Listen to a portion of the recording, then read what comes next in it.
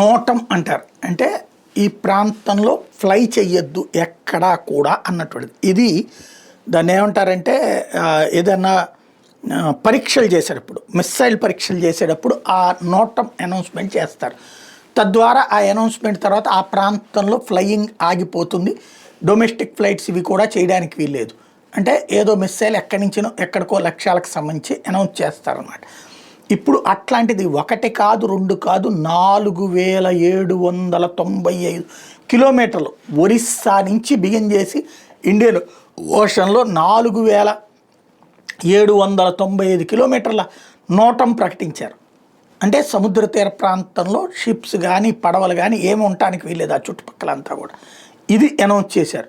దీంతో సంథింగ్ ఏదో చాలా పెద్ద ప్రయోగమే జరుగుతోంది, లాంగ్ రేంజ్ మిస్సైల్ అన్నటువంటిది ప్రస్తుతం అర్థమవుతుంది.